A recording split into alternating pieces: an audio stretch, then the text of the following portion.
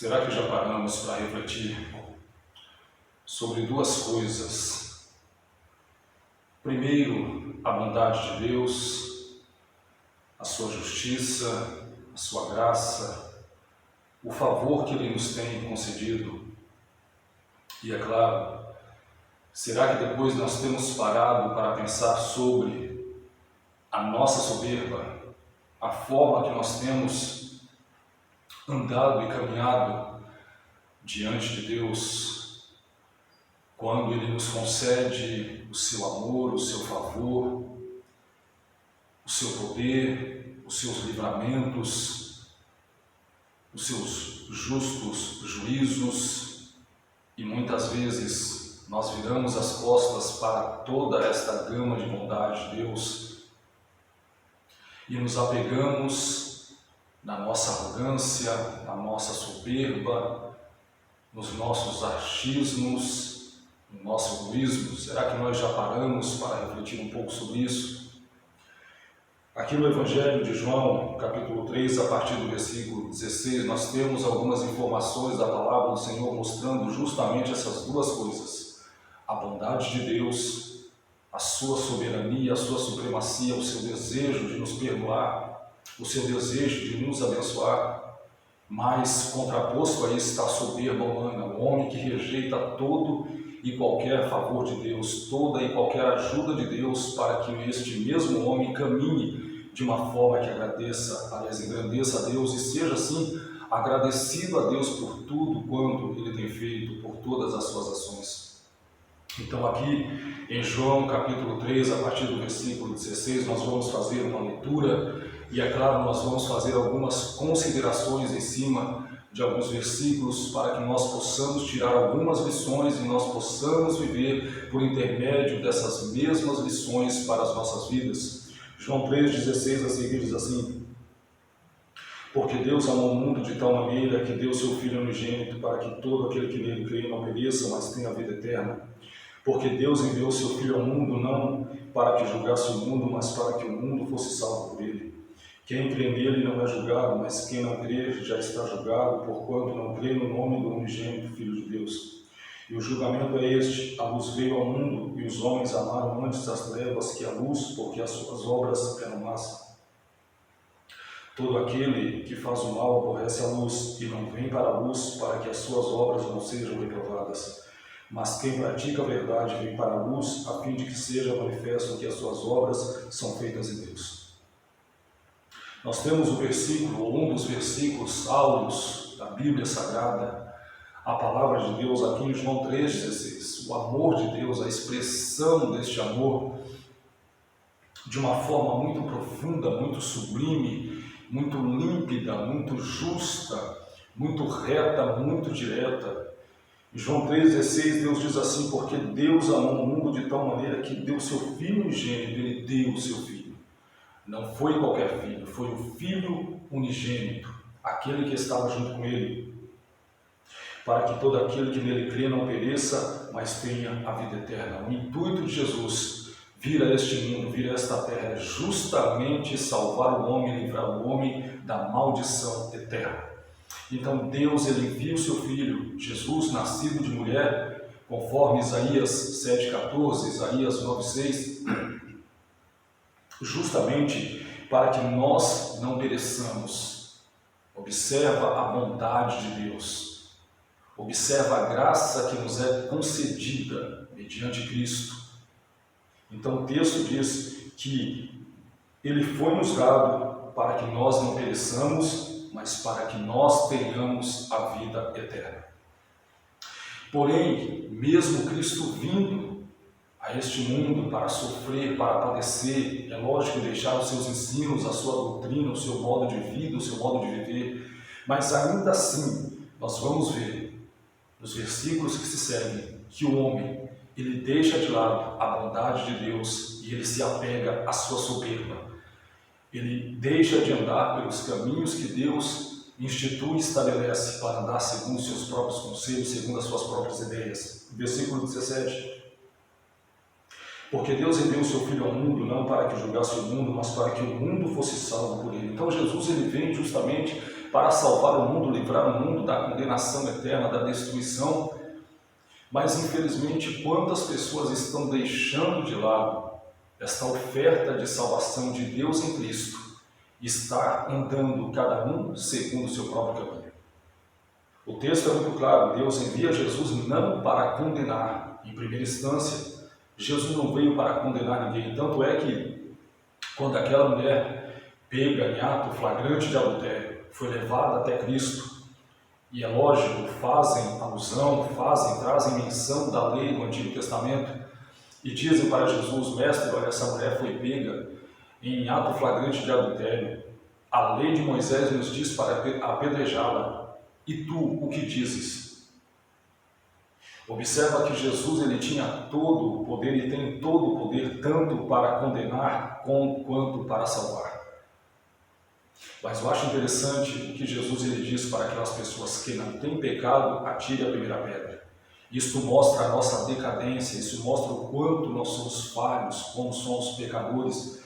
E Jesus ele fala para aquele povo: quem não tem pecado, atire a primeira pedra. Ou seja, Jesus ele está nos fazendo refletir, nós termos uma reflexão. É isso que Jesus ele está instituindo, ele está estabelecendo ali. E quando aquelas pessoas começam a refletir, cada um larga a sua pedra, vai embora, fica somente aquela mulher de Cristo. Jesus olha para aquela mulher e diz: cadê os teus acusadores? Onde é que eles estão? Aquela mulher diz para ele: não foram embora. Jesus olha para aquela mulher: eu também não te condeno, vá. Ele deu liberdade para aquela mulher: vá e não peques mais. Ele não disse para ela continuar na mesma vida, ele não disse para ela continuar na mesma conduta, muito pelo contrário, ele disse: vá e não peques mais. Não é para vivermos uma vida de pecado. Jesus veio justamente para resgatar o homem da maldição do pecado. Então nós temos isso aqui, que Deus envia o seu Filho unigênito, Cristo Jesus, não para condenar o mundo, mas para salvar o mundo. Versículo 18: quem crê nele não é julgado, mas quem não crê já está julgado. Somente o fato de não crer na pessoa e no caráter imutável de Cristo, no caráter santo de Cristo, já gera condenação. Quantas pessoas vão ser condenadas justamente por este fato, o pior fato que um ser humano ele pode agregar dentro da sua vida, é justamente não crer em Cristo, na pessoa de Jesus e no caráter de Jesus. Porquanto não crê no nome do unigênito Filho de Deus. Então, o nome que é sobre todo nome, Atos 4:12, diz que nenhum outro a salvação, porque também debaixo do céu nenhum outro nome há dado entre os homens pelo qual devamos ser salvos. Não existe outro nome aqui nesta terra pelo qual devamos ser salvos, somente através do nome de Cristo. E infelizmente as pessoas estão deixando tanto de lado a pessoa de Cristo, o caráter de Cristo, e estão também blasfemando contra o seu nome. Então isso é o que gera condenação, isso gera julgamento da parte de Deus para as nossas vidas. E aqui nós façamos uma reflexão, aqui nós precisamos fazer uma análise, uma reflexão. Nós precisamos analisar se nós estamos crendo na pessoa de Cristo, na sua obra, no seu caráter e também no seu nome, que é sobre todo nome. Então o texto é muito claro: quem crê nele não é julgado, mas quem não crê já está julgado, porquanto não crê no nome do unigênito Filho de Deus. Versículo 19: e o julgamento é este, ou seja, vai haver julgamento. Muitas pessoas dizem, até entendem e andam sem refletir sobre isso, que lá na frente haverá julgamento, haverá prestação de contas. E o julgamento é este: a luz veio ao mundo, a luz veio ao mundo. Jesus, ele mesmo disse que ele é a luz do mundo. E os homens amaram antes as trevas do que a luz. Houve maior prazer das pessoas no pecado, nas transgressões, na iniquidade, do que na luz de Cristo. Agora, o porquê disso tudo? Porque as suas obras eram más. Então as pessoas elas não vão muitas vezes se achegar a Cristo Jesus, Ele que é a luz do mundo, justamente por causa da sua conduta, por causa das suas obras. Pessoas que praticam o mal, que querem viver na iniquidade, elas não vão se voltar para Jesus, porque uma vez que eu me achego a Cristo, Ele vai mostrar exatamente quem eu sou. Ele vai mostrar exatamente o que é que eu estou fazendo e o que isto vai acarretar. mas não para nos condenar. Quando Jesus ele traz à tona a nossa condição humana pecadora, é para que nós nos voltemos para Ele, nos voltemos para Deus por intermédio dEle, Ele que é o caminho, a verdade e a vida, e ninguém vem ao Pai se não for por Ele, Cristo Jesus. Então, o texto é claro, o julgamento é este: a luz veio ao mundo, a luz já se manifestou.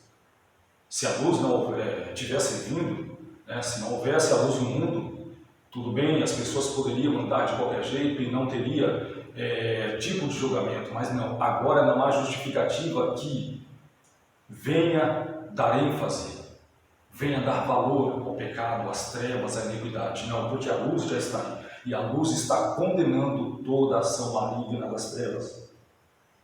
E o julgamento é este: a luz veio ao mundo e os homens amaram. Os homens tiveram mais prazer nas trevas, no pecado, nas transgressões, na iniquidade, na imoralidade, na imundícia. Porque todo aquele que faz o mal aborrece a luz e não vem para a luz para que as suas obras não sejam reprovadas. Daí o texto é claro. As pessoas só não vão se achegar a Jesus, só não vão buscar a Cristo porque justamente que as suas obras são más. E uma vez que eu me achego a Cristo, Ele vai dizer que aquele que roubava não roube mais, aquele que matava não mate mais, aquele que furtava não furte mais, aquele que adulterava não adultere mais, aquele que mentia não minta mais, aquele que estava praticando violência contra o próximo não proceda da mesma forma. Então, a luz de Cristo manifesta toda a ação mundana, toda a ação carnal e negativa da parte dos homens. E nós precisamos andar de acordo com isso, de acordo com esta palavra e vivermos por ela. Mas eu acho interessante aqui no versículo 20, todo aquele que faz o mal aborrece, ele tem ódio, ele tem mágoa, ele tem ira contra a luz. Por quê? Porque a luz, ela manifesta. É a mesma coisa que nós entrarmos em uma sala, um quarto escuro.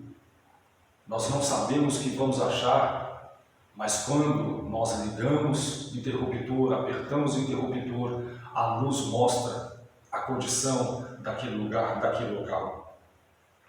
Mas quem pratica a verdade vem para a luz a fim de que seja manifesto que as suas obras são feitas em Deus. Então as pessoas elas vão se achegar a Cristo quando elas verdadeiramente pararem e pensarem um pouco e analisarem um pouco que as suas obras são más. E elas precisam se achegar a Deus por intermédio de Cristo. Jesus, Ele é o caminho, a verdade e a vida. Você escolhe. Ou você agrega na tua vida a bondade de Deus, ou você pode também continuar na soberba humana. A decisão de escolha é sua. O conselho que eu dou: escolha a bondade de Deus, escolha Cristo para a sua vida. Faça uma aliança com Jesus. Mantenha aqueles que já têm a sua aliança com Cristo, continuem com a sua aliança em Cristo, não largue a sua aliança por nada, não deixe a sua aliança por nada. E que Deus ele venha ter clemência de nós, misericórdia, e o Espírito Santo nos ajude a mantermos essa palavra viva e ativa dentro de nós. Que Deus continue nos abençoando, que Deus continue nos dando graça. Deus te abençoe com esta palavra em nome de Jesus.